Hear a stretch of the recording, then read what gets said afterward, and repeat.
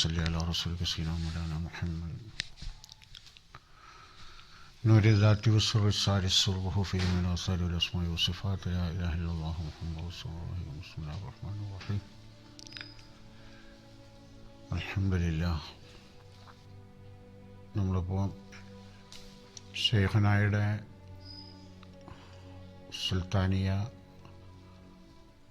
സുൽത്താനിയത്തിൻ്റെ അവസാന ഒരു മാസങ്ങളിലാണ് ഇപ്പോൾ നമ്മളുള്ളത്. അപ്പോൾ അവിടുന്ന് പ്രത്യേകം നമ്മൾ ഏൽപ്പിക്കപ്പെട്ടൊരു ദൗത്യമാണ് ലോകത്തിലേക്ക് ഈ പരിശുദ്ധമായ ഈ ദൗത്യം എത്തിക്കുക എന്നുള്ളത്.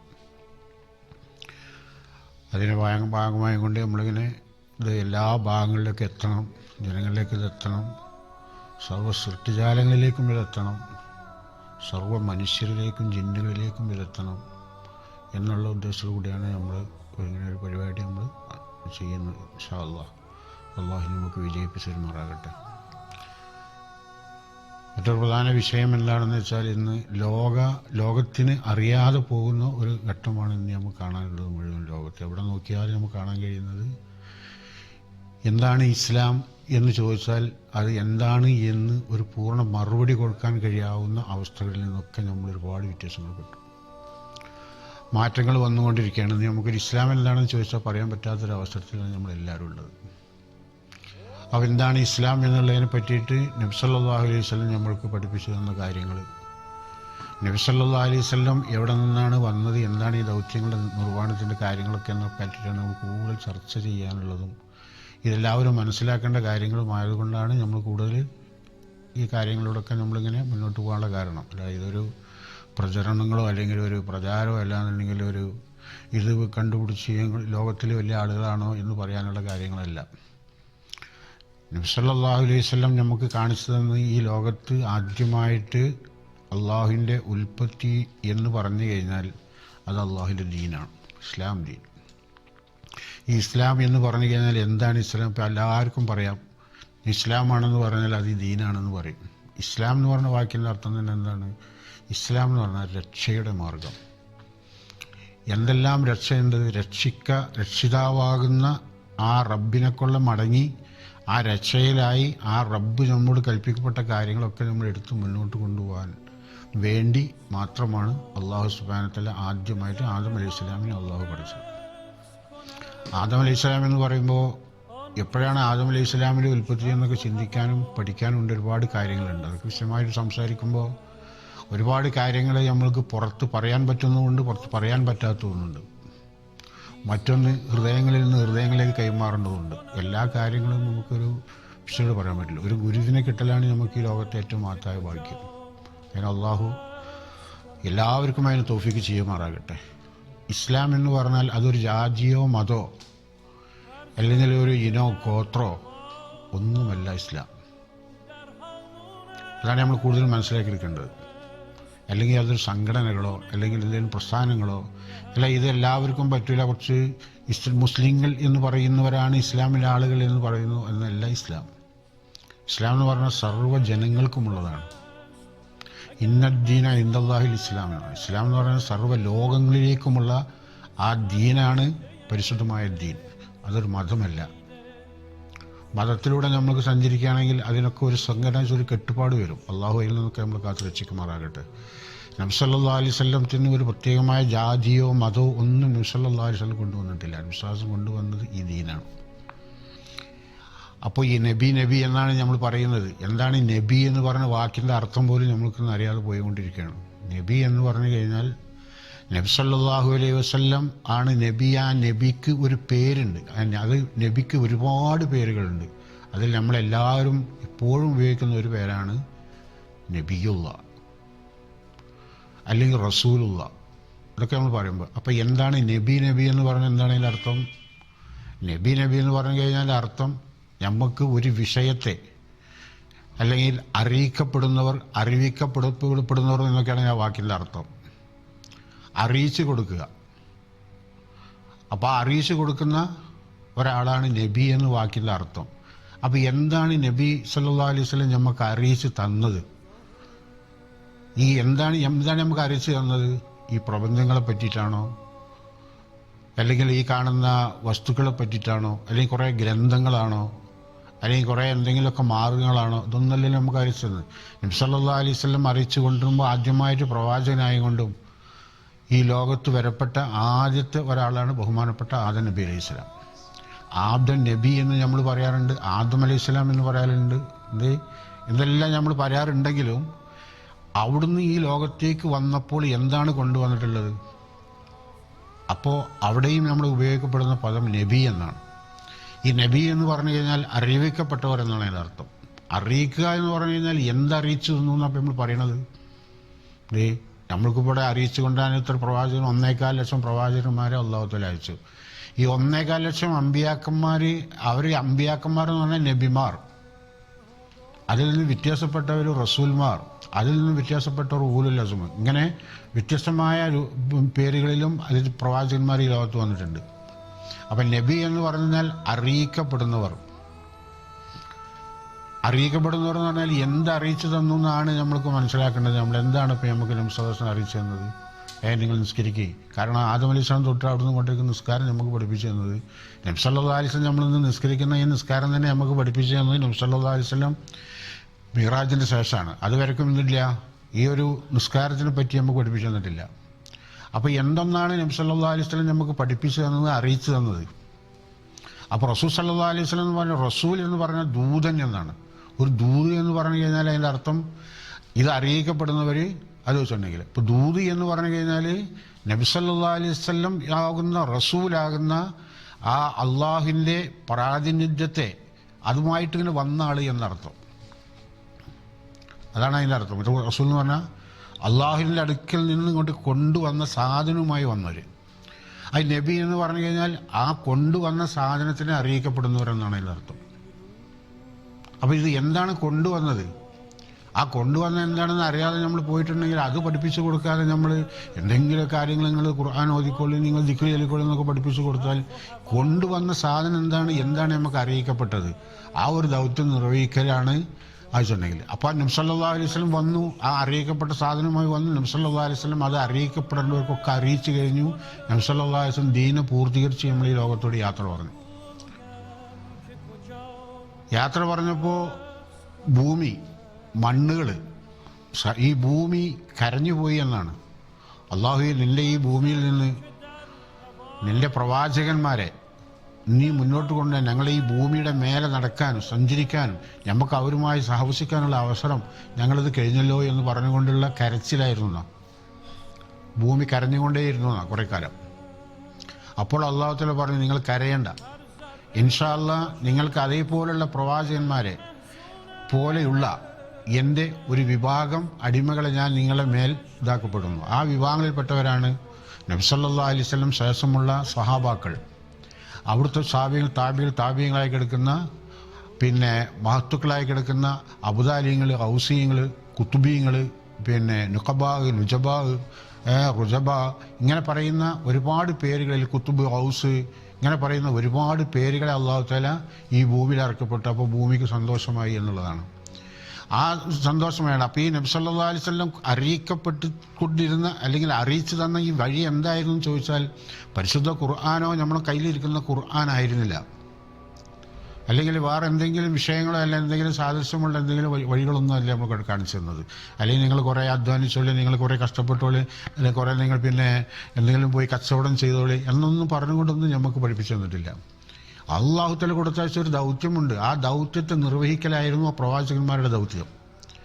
ആ ദൗത്യം അവർ നിർവഹിച്ചു, അവർ അറിയിക്കപ്പെട്ടു, നമുക്ക് അറിയിച്ചു തന്നു. ആ അറിയിച്ചു തന്നത് ഒരേ ഒരു കാര്യം മാത്രമാണ്, ലാ ഇലാഹ ഇല്ലല്ലാഹ് മുഹമ്മദ് റസൂലുള്ളാഹ്. ഈ ലാ ഇലാഹ ഇല്ലല്ലാഹു ആണ് അവർ അറിയിക്കപ്പെട്ടിട്ടുള്ളത്. ഈ ലാ ഇലാഹ ഇല്ലല്ലാഹു എന്നുള്ളത് അറിയിക്കപ്പെടാൻ എന്താണ് ഇത്ര വലിയ വിഷയം ലാ ഇലാഹ ഇല്ലല്ലാഹുവിലുള്ളത്? ലാ ഇലാഹ ഇല്ലല്ലാഹു എന്ന് പറയുമ്പോൾ എന്താണ്? അള്ളാഹു അല്ലാതെ ഒരു ഇലാഹില്ല എന്ന് മാത്രമാണ് നിങ്ങൾ അർത്ഥം വെക്കുന്നതെങ്കിൽ അത് വളരെയധികം ബുദ്ധിമുട്ട് വരും നിങ്ങൾക്ക്. കാരണം ഇലാഹിനെ നിങ്ങൾ എങ്ങനെ കൊണ്ടുവരും? ഉലൂഹിയത്തിനെ നിങ്ങൾ എങ്ങനെ സ്ഥിരപ്പെടുത്തും? ഇതൊരു ചെറിയ പഠനമല്ല.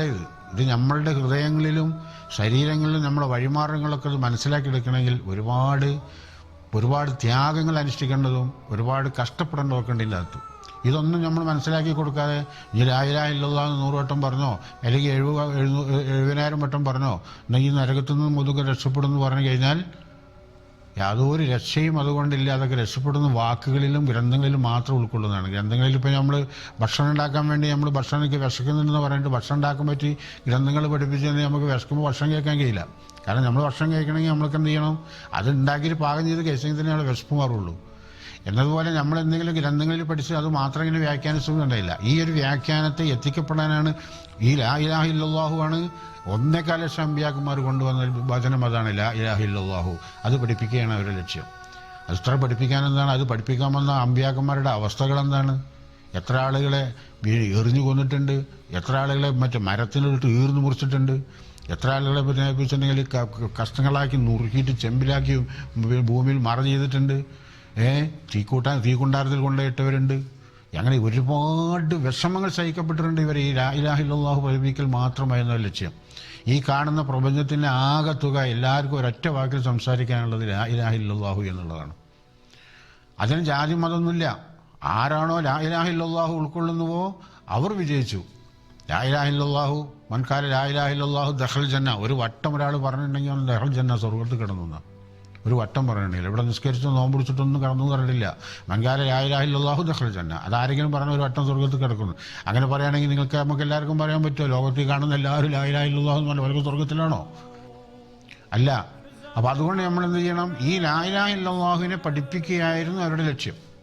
അത് എന്താണ് എന്ന് അറിയണമെങ്കിൽ നമ്മൾക്ക് എന്ത് ചെയ്യണം, നബി സല്ലല്ലാഹു അലൈഹി വസല്ലം നമുക്ക് പ്രവാചകന്മാരാണ് അതിന് അല്ലാഹു നിയോഗിച്ചതെങ്കിൽ ആ പ്രവാചകന്മാർ അവസാനത്തെ പ്രവാചകനായ മുഹമ്മദ് സല്ലല്ലാഹു അലൈഹി വസല്ലം ലോകം പ്രവാചകത്വം അവസാനിച്ചെങ്കിൽ ലാ ഇലാഹ ഇല്ലല്ലാഹുവിൻ്റെ മാനം നിന്നോ?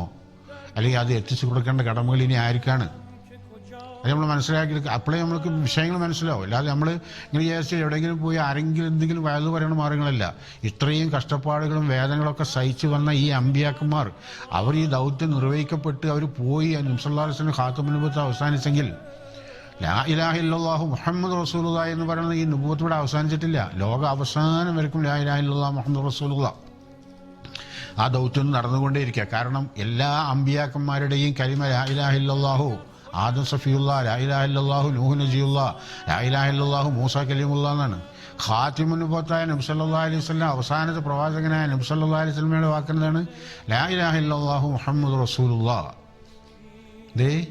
ലാ ഇലാഹ ഇല്ലല്ലാഹു എന്ന് പറയുന്നത് ആ ഒരു സാക്ഷ്യത്വം വഹിക്കപ്പെട്ടിട്ടില്ലെങ്കിൽ മുഹമ്മദ് റസൂലുള്ളാഹ്, അതാണ് കലിമയിൽ 2 സാക്ഷ്യത്തുണ്ട്.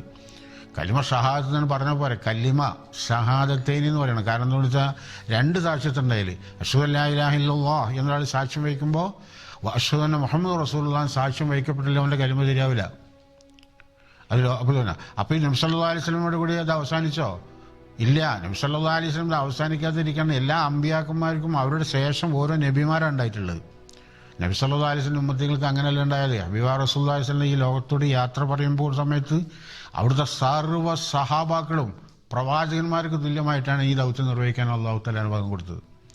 ആ പ്രവാചകന്മാർ ആ സഹാബാക്കളുടെ പിൻഗാമികളാണ്. അതുകൊണ്ടാണ് അല്ലാഹു തആല പറഞ്ഞത്, നിങ്ങൾ ആരെങ്കിലും എന്നോട് നിങ്ങൾക്ക് അടുക്കണമെങ്കിൽ, എന്നോടുമായി നിങ്ങൾക്ക് ബന്ധപ്പെടണമെങ്കിൽ പരിശുദ്ധ ഖുർആൻ പറയാൻ ഇൻ കുന്തും തുഹിബ്ബൂനല്ലാഹ ഫത്തബിഊനി, നിങ്ങൾ എന്നോട് സ്നേഹിക്കുകയും എന്നോട് അടുക്കുകയും എന്നോട് ചേരണമെങ്കിൽ ഫത്തബിഊനി, എന്നാൽ നിങ്ങൾ ഈ വഴിമാർഗത്തെ ഈ പരിശുദ്ധ തൗഹീദിനെ പറ്റി നിങ്ങൾ അറിഞ്ഞ് അനുഭവിച്ചത് തുടരെ നമുക്ക് പറ്റൂ.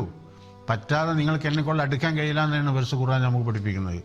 അപ്പോൾ ആ ലാ ഇലാഹ ഇല്ലല്ലാഹു മുഹമ്മദ് റസൂലുള്ളാഹി എന്നുള്ളത് ആ ദൗത്യം നബി സല്ലല്ലാഹു അലൈഹി വസല്ലം നബുവത്ത് അവസാനിച്ചിട്ടില്ല. ഖാതിം നബുവത്ത് എന്ന് പറയുന്നത് നബിത്വം എന്ന് പറയുന്നത് ലോകാവസാനം വരെ നിൽക്കും. പക്ഷേ പ്രവാചകന്മാർ എല്ലാവരും ഏത് പ്രവാചകന്മാരാണെങ്കിലും അവർക്കൊരു തുടക്കവും ഒരു അവസാനമുണ്ട്. അവരെല്ലാവരും ഈ ലോകത്തോട് യാത്ര പറയും. നബി സല്ലല്ലാഹു അലൈഹി വസല്ലം നമുക്ക് യാത്ര പറഞ്ഞു. ആ യാത്ര പറഞ്ഞപ്പോൾ അവിടുത്തെ പോലെ കാണിച്ചു തന്നുകൊണ്ടുള്ള ലക്ഷക്കണക്കിന് സഹാബാക്കളെ നമുക്ക് നമ്മുടെ മുന്നിലേക്ക് കൊണ്ട് കാണിച്ചു തന്നു. അവിടുത്തെ പോലെ സ്വഹാബി കന്നുജൂം.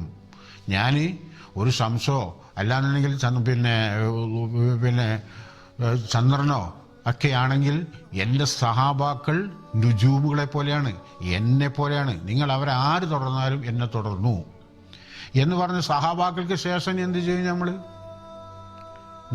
അതാണ് കുൽ കുന്തും തുഹിബ്ബൂന അല്ലാഹ ഫത്തബിഊനി, തബീയത്തിന് നിലനിർത്തി മുന്നോട്ട് പോകണം നമുക്ക്. ഇനി ആ സഹാബാക്കളെ, അപ്പോൾ എൻ്റെ ശേഷം, എൻ്റെ സഹാബാക്കൾക്ക് ശേഷം അവിടുത്തെ താബീങ്ങളായി കിടക്കുന്ന പിന്നെ മഹാന്മാരായി കിടക്കുന്ന ദാവൂദ് തായി റളിയല്ലാഹു അൻഹു, പിന്നെ ഹസൻ ബസ്ർ റളിയല്ലാഹു അൻഹു, അതുപോലെ തന്നെ മഅറൂഫ് ഇങ്ങനെ കിടക്കുന്ന ഒരുപാട് മഹത്വക്കൾ ഈ ലോകത്ത് വന്ന് പ്രകാശിപ്പിച്ച ദീനാണ്.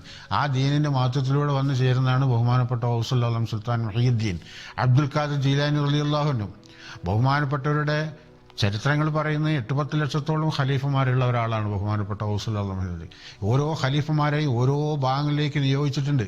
പല നാടുകളിലുണ്ട്. ആ നാട്ടിലേക്ക് നിയോഗിക്കപ്പെട്ട ആ നാടുകളിലൂടെ ഇങ്ങനെ വന്നുകൊണ്ട് ബഹുമാനപ്പെട്ട പിന്നെ സെയ്ദ് മുഹമ്മദ് ബാദിഷാ ഖദീറുല്ലാഹി വാടിയിൽ ബഹുമാനപ്പെട്ടവരുടെ ഭാഗത്ത് വന്ന് ബഹുമാനപ്പെട്ടവരിലൂടെ ഞങ്ങളുടെ ഷെയ്ഖായ ഖുത്ബുസ്സമാൻ ഖുത്ബുൽ ആലം ബിസ്മില്ലാ ആലം സുൽത്താനെ ഖദീറുള്ള ബഹുമാനപ്പെട്ട സാന്നിധ്യത്തിലെത്തി.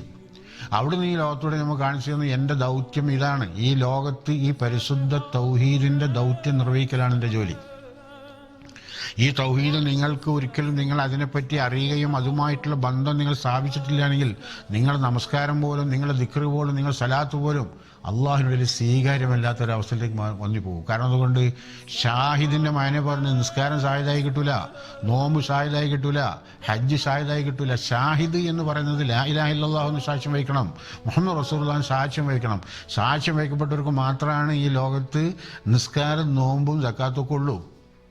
എന്തായാലും നമുക്ക് മടി, നമ്മൾ പറയാനുള്ള മടി എന്താണ്? കാരണം നമ്മൾക്കിവിടെ വന്നു കഴിഞ്ഞാൽ നബി സല്ലല്ലാഹു അലൈഹി വസല്ലം മിറാജിൻ്റെ ഒന്ന് വന്നതിന് ശേഷമാണ് ഇവിടെ ഈ പരിശുദ്ധമായി ഇന്ന് കിടന്ന് നമ്മൾ നിസ്കാരം, നോമ്പ് കാര്യങ്ങൾ. നിസ്കരിക്കാൻ വേണ്ടിയിട്ടല്ല, നിസ്കാരം നിലനിർത്താനാണ്. നമ്മൾ ദിവസം തോറും നമ്മൾ നിസ്കരിക്കുന്നുണ്ട്. ആ നമസ്കാരം അതിന് വേണ്ടി മാത്രമല്ല, നിങ്ങൾക്ക് ഒരു പള്ളിയിൽ പോയി നിസ്കരിച്ച് ഇതാണ് ഇസ്ലാം, ഇതാണ് ദീൻ എന്നല്ല.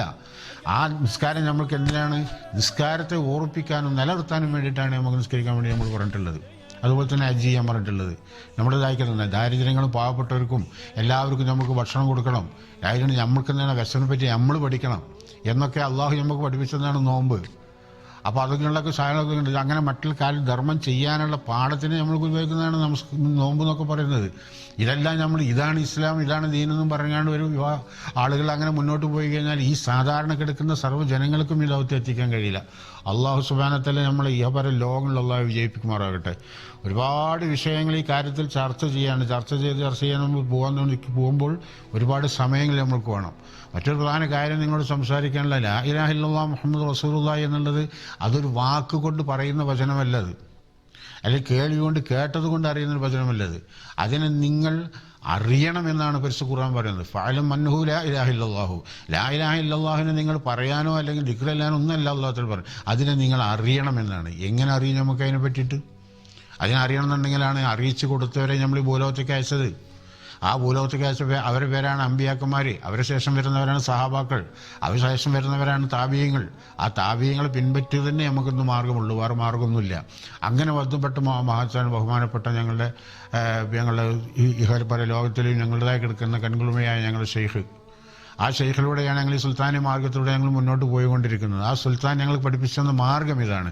ഈ പരിശുദ്ധമായ തൗഹീദ് നിങ്ങൾ ഉൾക്കൊള്ളുക, അതനുസരിച്ച് പ്രവർത്തിക്കുക, അതനുസരിച്ച് ജീവിക്കുക, അതനുസരിച്ച് നിങ്ങൾ ഈ ലോകത്തോട് പുഞ്ചിരിച്ചുകൊണ്ടും നാളെ ഖബറിൽ പ്രകാശമായും കൊണ്ടും മഹ്ശറിൽ നിങ്ങൾ എത്തപ്പെടുമ്പോൾ അവിടെല്ലാം നിങ്ങളുടെ ആ മുഖങ്ങൾ അള്ളാഹുവിൻ്റെ ആ പരിശുദ്ധ ഈ തൗഹീദ് കൊണ്ട് പ്രകാശിക്കപ്പെടുന്നവരുമായും കൊണ്ട് നാളെ റബ്ബിൻ്റെ അള്ളത്തിൽ കയറി ചെല്ലും എന്ന് പറഞ്ഞിട്ടുള്ള കാര്യങ്ങളാണ്.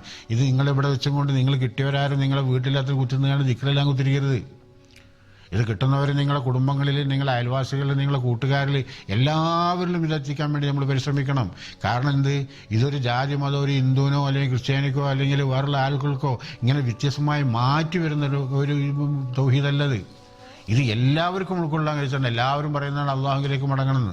ഇപ്പോൾ ഏതൊരാഴ്ചയാണെങ്കിൽ ഞാനിപ്പോൾ ഒരു തീ ആരാധകനോട് ഞാൻ ചോദിച്ചു, നിങ്ങളെന്തിനാ തീയിനെ ആരാധിക്കുന്ന ദൈവമാണോ എന്ന് ചോദിച്ചാണെങ്കിൽ, എന്നാൽ നിങ്ങൾ ഈ ലോകം കാണുന്ന ഈ തീയിനൊക്കെ സൃഷ്ടിച്ചത് ആരാന്ന് ചോദിച്ചു, ഈ തീയാണോ എന്ന് ചോദിച്ചു. അപ്പോൾ അവർക്ക് മറുപടി ഇല്ല. അപ്പോൾ അതേപോലെ നമ്മൾ ഓരോരുത്തരും നമ്മൾ ചിന്തിക്കേണ്ടതുണ്ട്. അവിടെ നമ്മൾ ഓരോരുത്തരും നമ്മൾ ആരാധിക്കപ്പെടുന്ന വസ്തുക്കൾ മുഴുവനും നമ്മൾ ആരാധിക്കപ്പെടുന്ന വസ്തുക്കളല്ല. ആ ആരാധിക്കപ്പെടുന്ന വസ്തുക്കൾ നിങ്ങൾ ആരാധിച്ചോ, അതിനൊന്നും അള്ളാഹു എതിരൊന്നുമല്ല നിങ്ങളോട്. നിങ്ങൾ ചെയ്യുന്ന കാര്യം നിങ്ങൾ ചെയ്ത അതിൻ്റെ പ്രതിഫലം നിങ്ങൾക്കുണ്ടാവും. പക്ഷെ നിങ്ങൾ ചിന്തിക്കേണ്ട എന്താണ്? ഈ വസ്തു ഒന്നും അള്ളാഹു അല്ല. എന്നാൽ ഖുർആൻ പറയുന്ന എന്താണ്? തീ, കാറ്റ്, വെള്ളം കാണുന്ന പഞ്ചഭൂതങ്ങളാവട്ടെ, പഞ്ചേന്ദ്രിയങ്ങളാവട്ടെ, സർവ്വ വസ്തുക്കളും അള്ളാഹു ആണ് എന്നാണ് പരിശുദ്ധ ഖുർആൻ പഠിപ്പിക്കുന്നത്. പക്ഷേ ഈ സാധനങ്ങൾക്കൊന്നും എന്തില്ല, അള്ളാഹുവിനെ എല്ലാ കഴിവുള്ളൂ. അതല്ല നിങ്ങൾ അതിനെ ദൈവാക്കം കൊണ്ടുപോകേണ്ട ആവശ്യം നമുക്കില്ലല്ലോ. അല്ലെങ്കിൽ ഒരു വസ്തുവിനെയും ആരെയും നമ്മൾക്ക് ദൈവാക്കേണ്ട ആവശ്യം നമുക്കില്ല. നമ്മളെ സൃഷ്ടിക്കപ്പെട്ട ഏകനായ അള്ളാഹുവിൻ്റെ ആ സാന്നിധ്യത്തിലേക്ക് മടങ്ങി ചെല്ലാനുള്ള ഒരേ ഒരു മാർഗം, ഒറ്റ മാർഗ്ഗമേ ഉള്ളൂ. ആ ഒരു മാർഗമാണ് അള്ളാഹുവിൻ്റെ ഈ മാർഗം മുറുകെ പിടിക്കുന്ന വസീല. ഈ ബുത്താവ് നിങ്ങൾ മുറുകെ പിടിക്കണം വസീലയെ. അങ്ങനെ വസീലയെ നിങ്ങൾ മുറുകെ പിടിച്ചു കഴിഞ്ഞാൽ അവരുടെ കീഴിൽ അടിയുറച്ച് നിൽക്കണം. അവർ എന്തെല്ലാം നമ്മളോട് കൽപ്പിക്കപ്പെടുന്നു ആ കൽപ്പിക്കപ്പെടുന്ന കാര്യങ്ങൾ അനുസരിച്ച് ജീവിക്കണം. അവർ കള്ളു കുടിക്കാനല്ല, വ്യഭിചരിക്കാനല്ല, അതുപോലെ ഉണ്ടാകുന്ന വട്ടി പൈസ വാങ്ങാനുള്ള ഇങ്ങനത്തെ കിടക്കുന്ന ഒരുപാട് നാൾക്കല്ല പറയുന്നത്. അതൊക്കെ തിന്മകളാണെന്ന് അവർ നമുക്ക് പഠിപ്പിച്ചെന്ന്. നന്മകൾ ഇന്നമാതിരിയാണ് പഠിപ്പിച്ചെന്നു. നന്മയും തിന്മയും ഞമ്മക്കാണ്. അപ്പം നന്മകൾ പഠിപ്പിച്ചപ്പോൾ നന്മയിലൂടെ മുന്നോട്ട് പോകാനാണ് നമ്മൾക്ക് അവർ പഠിപ്പിച്ചു തരുന്നത്. എന്നല്ലാതെ അവരെന്താക്കണില്ല, അവർ മന്ത്രവാദം ചെയ്യാനോ അല്ലെങ്കിൽ ഉറുക്ക് കെട്ടാനോ അല്ലെങ്കിൽ ഐക്കല്ല് കെട്ടാനോ അല്ലെങ്കിൽ ഇത് പറയാനോ അതിനൊന്നും അവർ നിൽക്കുന്നില്ല. അവർ പറയുന്നതാണ് നിങ്ങൾ മനുഷ്യ ഹൃദയം എന്ന് പറയുന്ന സാധനം എവിടെയാണ് ഇരിക്കുന്നതെന്ന് അതിനെ പറ്റിയിട്ട് പഠിപ്പിക്കുക. അതിൻ്റെ സ്വഭാവങ്ങൾ എന്താണെന്ന് പഠിപ്പിക്കുക. അതിനെ ശുദ്ധമാക്കുക. ആ ശുദ്ധമാക്കിയതിന് ശേഷം അതിലേക്ക് ഷഹാദത്ത് കൊണ്ട് നിങ്ങൾ ഉൾക്കൊള്ളിക്കുക. ഇതാണ് മഹാന്മാരായ മഹത്തുക്കൾ ചെയ്യുന്നത്. ഇതാണ് ഈ നിമിഷം വരെക്കും ശൈഖുന ചെയ്തുകൊണ്ടിരിക്കുന്നത്. ഇൻഷാ അല്ലാഹ് ഇതിനെപ്പറ്റി നമുക്ക് ഒരുപാട് വിഷയങ്ങൾ നമുക്ക് സംസാരിക്കാൻ നമ്മൾക്കിതൊരു തുടക്കമാണ്. ഇൻഷാ അല്ലാഹ് അടുത്ത ഇതിൽ നമ്മൾക്ക് ഒരുപാട് കാര്യങ്ങൾ നമ്മൾക്കിതിനെ ചർച്ച ചെയ്തുകൊണ്ട് മുന്നോട്ട് പോകാൻ അല്ലാഹു നമുക്ക് തൗഫീഖ് ചെയ്യട്ടെ. ഒരുപാട് വിഷയങ്ങൾ സംസാരിക്കാനാണ്. സംസാരിക്കേണ്ട എന്തൊക്കെയാണെന്നുള്ള കാര്യങ്ങളെപ്പറ്റി നമുക്ക് ചർച്ച ചെയ്തുകൊണ്ട് മുന്നോട്ട് പോകാം. അതിന് അല്ലാഹു തൗഫീഖ് ചെയ്യട്ടെ. എല്ലാവരും ഈ സുൽത്താനിയ മാർഗത്തിനെ പറ്റി പഠിക്കുക. ആ സുൽത്താനിയ മാർഗത്തിൽ നമുക്ക് കിട്ടാവുന്ന എന്തെല്ലാം നമ്മൾക്ക് അള്ളാഹുമായിട്ട് ഈ വന്ന അറിയിക്കപ്പെട്ട ഈ പരിശുദ്ധ തൗഹീദിൽ എന്തൊക്കെ ഉണ്ടോ എന്ന് അതറിഞ്ഞ് അതിനനുസരിച്ച് മുന്നോട്ട് പോകാൻ അള്ളാഹു നമുക്ക് തൗഫീഖ് ചെയ്യുമാറാകട്ടെ. ഞാൻ എൻ്റെ വാക്കുകൾ നിർത്തുകയാണ്. അസ്സലാമു അലൈക്കും.